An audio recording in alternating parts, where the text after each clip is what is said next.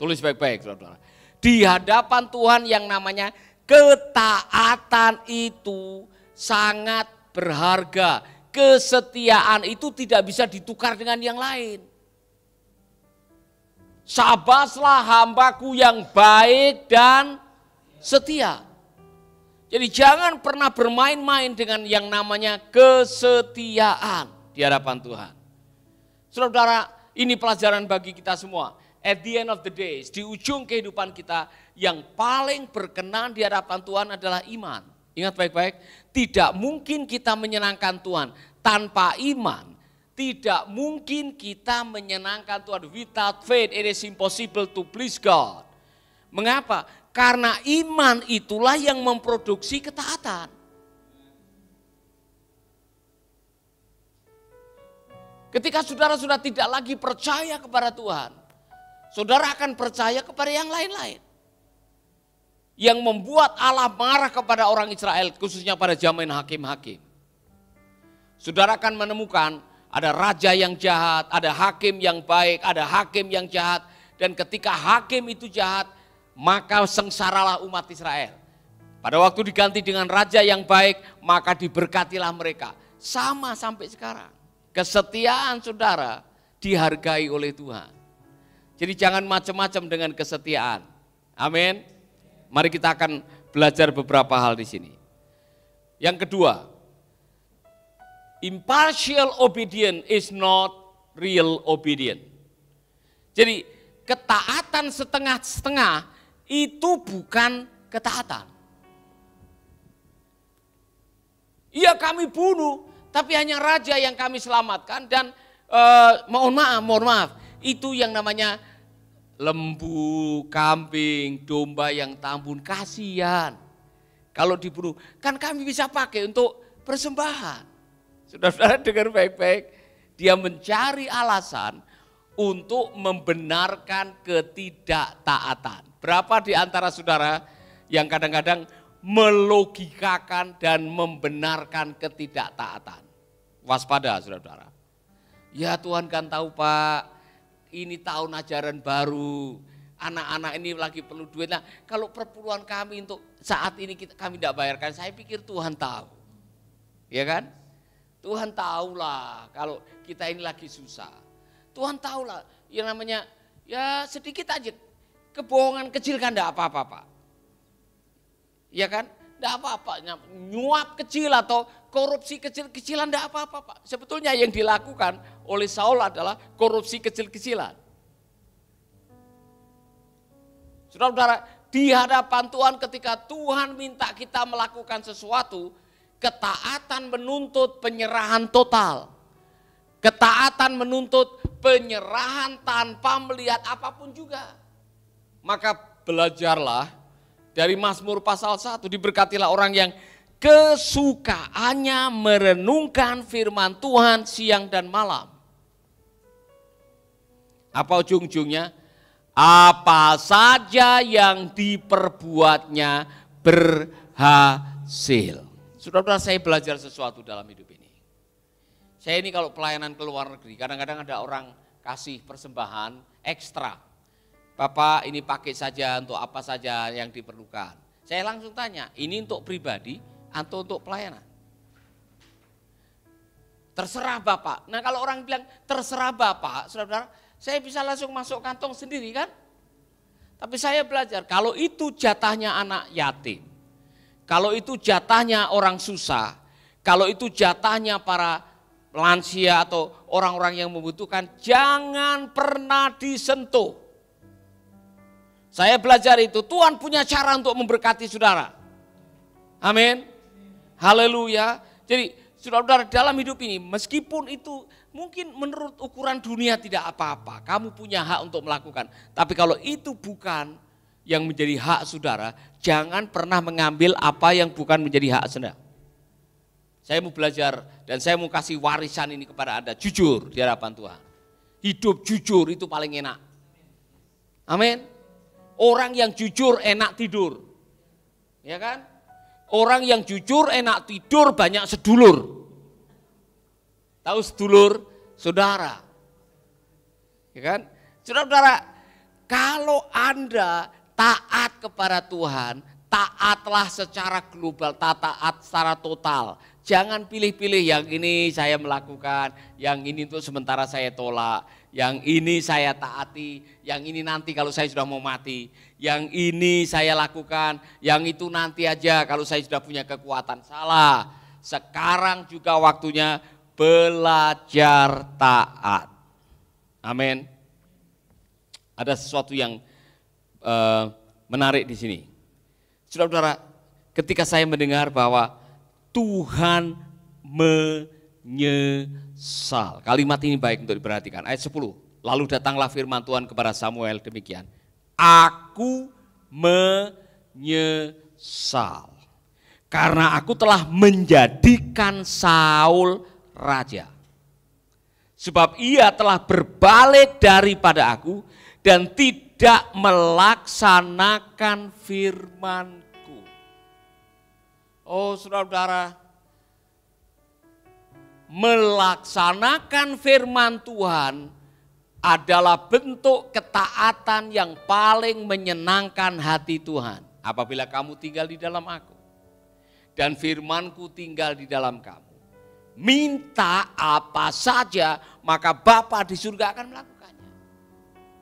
Jadi saudara-saudara, konsekuensi daripada ketidaktaatan itu selalu ada. Saudara-saudara, jangan macam-macam dengan ketidaktaatan, karena ketidaktaatan selalu membawa konsekuensi buruk. Karena apa? Ketidaktaatan membuat Tuhan menyesal. Artinya apa? Tuhan sakit hati. Di dalam salah satu tafsiran, penulis sedang menggunakan kalimat-kalimat yang sangat manusiawi untuk menyeberangkan bahwa Tuhan itu juga punya perasaan seperti manusia. Tuhan punya jiwa, Tuhan bisa merasa, Tuhan bisa bahagia, Tuhan bisa bersuka cita, Tuhan juga bisa kecewa.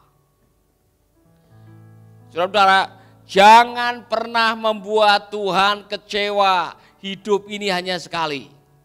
Dan satu-satunya cara untuk membuat Tuhan tidak kecewa adalah taatlah kepada firman-Nya. Amin.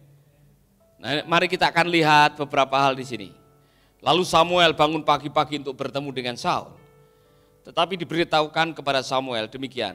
Saul telah ke Karmel tadi dan telah didirikannya baginya suatu tanda peringatan. Kemudian ia berbalik dan mengambil jurusan ke Gilgal. Saudara-saudara, Saul ingin terlihat hebat. Di hadapan manusia, dia ingin terlihat hebat, dia bikin monumen. Monumen kemenangan. Dia lupa bahwa yang membuat dia menang itu adalah kemampuan Tuhan. Yang membuat dia menang adalah kuasa Tuhan. Yang membuat dia menang adalah karena Tuhan campur tangan. Karena Tuhan yang berperang buat mereka sebetulnya. Amin. Nah, Saul, ini masalahnya saudara. Nanti saudara akan menemukan, Saul adalah sosok pemimpin yang sangat haus pengakuan. Dia haus untuk dihargai, dia haus untuk diakui, dia haus untuk mendapatkan nama, ketenaran. Ingat baik-baik. Karena apa? Dia bermasalah dengan rasa aman. Seolah-olah kalau dia sudah dikagumi sebagai orang paling ganteng, ada ayatnya di situ. Paling ganteng, paling pinter, paling tampan, paling tinggi. Oh dia hebat, saudara-saudara. Tetapi kepintaran, kepandaian, apalagi penampilan, kalau tidak didukung dengan karakter kesetiaan, di hadapan Tuhan tidak ada artinya apa-apa. Tengok teman saudara. Ganteng saja tidak cukup. Pintar saja tidak cukup. Hebat saja tidak cukup. Ganteng tapi karakter jeblok, tidak ada gunanya. Tahu karakter jeblok. When talent is not enough. Talenta saja tidak cukup dalam hidup ini. Dengar baik-baik. Pinter saja tidak cukup. Ganteng atau cantik saja tidak cukup. Di hadapan Tuhan bukan soal ganteng, bukan soal cantik, bukan soal pintar atau bodoh. Soal ketaatan. Yang diperhitungkan oleh Tuhan adalah hidup taat. Amin. Jadi Yurhan jangan sombong kok orang paling ganteng dari Niku Boti. Amin. Masih ada Nixon. Ya kan? Jadi jangan sombong sekali, masih ada yang lain. Dan di hadapan Tuhan bukan soal ganteng, punya kumis atau tidak punya kumis. Soal taat atau tidak taat, itu yang penting. Mari kita lihat. Ketika Samuel sampai kepada Saul, berkatalah Saul kepadanya, diberkatilah kiranya engkau oleh Tuhan. Aku telah melaksanakan firman Tuhan. Menurut pengakuannya. Wah, dia ingin mendapatkan pengakuan dari Samuel. Seolah-olah Samuel, wow. Samuel ingin supaya, Saul ingin supaya Samuel mengatakan, well done, hebat. Ternyata tidak. Samuel sudah dikasih tahu malam sebelumnya oleh Tuhan. Tetapi kata Samuel, kalau begitu apakah bunyi kambing domba yang sampai ke telingaku? Samuel tahu ada barang jarahan yang harusnya tidak boleh diambil. Walaupun semua tentara pada zaman itu, salah satu bayaran seorang tentara adalah barang jarahan. Tapi Tuhan mengatakan tidak boleh, kali ini tidak boleh.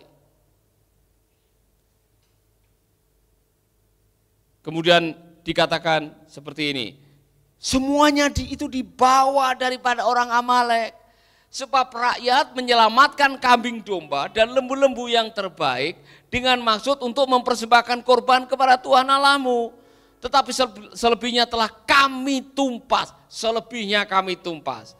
Lalu kata Samuel kepada Saul, sudahlah, aku akan memberitahukan kepadamu apa yang diberikan Tuhan kepadaku tadi malam. Kata Saul kepadanya, katakanlah. Sesudah itu berkatalah Samuel, bukankah engkau walaupun engkau kecil pada pemandanganmu sendiri telah menjadi kepala atas suku Israel? Dan bukankah Tuhan telah mengurapi engkau menjadi raja atas Israel? Tuhan telah menyuruh engkau pergi dengan pesan, pergilah tumpaslah orang-orang berdosa itu, yakni orang Amalek. Pergilah melawan mereka sampai engkau membinasakan mereka. Mengapa engkau tidak mendengarkan suara Tuhan? Mengapa engkau tidak mendengarkan firman Tuhan? Dan resikonya apa? Mengapa engkau mengambil jarahan dan melakukan apa yang jahat di mata Tuhan? Lalu kata Saul kepada Samuel, aku memang mendengarkan suara Tuhan dan mengikuti jalan yang telah disuruh Tuhan kepadaku. Dan aku membawa Agag raja orang Amalek, tetapi orang Amalek itu sendiri telah aku tumpas. Tuhan bilang semua. Nah, ada tafsiran yang mengatakan Saul dengan Agag ini ada kongsi-kongsian. Dan untuk menghargai Agag, dia menyelamatkan. Tapi gara-gara dia menyelamatkan Agag, tentara mengambil barang jarahan. Jadi kalau pemimpin turun 1 langkah, pengikut turun 3 langkah. Itu pelajaran. Saudara-saudara, tetapi rakyat mengambil dari jarahan itu kambing, domba dan lembu-lembu yang terbaik dari yang dikhususkan untuk ditumpas itu untuk mempersembahkan korban kepada Tuhan. Nah, apakah Tuhan itu berkenan kepada korban bakaran dan korban sembelihan? Sama seperti mendengarkan suara Tuhan, sesungguhnya mendengarkan lebih baik daripada korban sembelihan. Memperhatikan lebih baik daripada lemak domba-domba jantan. Sebab pendorekan adalah sama seperti dosa bertenung. Dan kedegilan adalah sama seperti menyembah berhala dan terafim. Karena engkau telah menolak firman Tuhan, maka ia telah menolak engkau sebagai raja. Wow, 2 kalimat penting sekali. Taat lebih baik daripada korban. Ketaatan lebih berharga daripada korban. Di hadapan Tuhan, ketaatan lebih baik daripada korban. Katakan amin. Di hadapan Tuhan mungkin beda. Ini contoh. Saudara tahu jemaatmu ini koruptor. Atau jemaatmu ngambil barang jarahan dari orang, kemudian dibawa ke persembahan persepuluhan. 1,5 miliar persembahannya. Gimana saudara? Saudara terima? Saudara akan belasan. Kan saya tidak tahu Pak kalau itu hasil korupsi atau uang haram. Saya tidak tahu Pak. Nah kalau dia sudah tahu bahwa orang itu tidak mungkin memberikan sebanyak itu. Saudara, mari kita menghargai ini. Di hadapan Tuhan dengan baik-baik, ketaatan jauh lebih berharga daripada korban persembahan. Ketaatan jauh lebih berharga daripada rutinitas. Ketaatan jauh lebih berharga daripada penampilan. Ketaatan lebih berharga dari hanya sekedar wow. Ketaatan jauh lebih berharga daripada yang lain-lain di hadapan Tuhan. Dan harga ketaatan yang parsial tadi, ketaatan setengah-setengah adalah Saul kehilangan jabatan sebagai raja. Pelajarannya apa bagi kita? Lebih baik kita hidup dalam kekurangan, tapi hidup dalam ketaatan. Daripada kita hidup dalam kelimpahan, tapi kita tidak taat kepada firman Tuhan. Karena urusannya ujung-ujungnya sad ending. Saudara tahu bagaimana Saul mati? Ada yang bilang dia mati bunuh diri. Ya dia menancapkan dirinya ke tombak, ya kan? Atau ke pedang. Saudara-saudara, saya mau mengatakan kepada Anda semuanya, di akhir kehidupan diberkatilah orang yang taat. Karena itulah yang diperhitungkan di dalam kekekalan. Taat. Saya mau bicara kepada saudara-saudara, ini benar dalam hubungannya dengan Tuhan, ini benar dalam hubungannya dengan pekerjaan, ini benar dalam hubungannya dengan pernikahan. Anda, saya mau mengatakan ini, percuma Anda melayani Tuhan dengan penampilan yang hebat luar biasa, tetapi Anda sedang melakukan ketidaktaatan. Semua akan disingkapkan oleh Tuhan. Jangan macam-macam soal ini saudara-saudara. Apa yang tersembunyi di hadapan manusia, apa yang kau sembunyikan di hati manusia, suatu saat akan disingkapkan oleh Tuhan. Lambat atau cepat, ketaatan atau ketidaktaatan itu akan kelihatan. Amin. Haleluya. Tengok teman saudara, taat saja.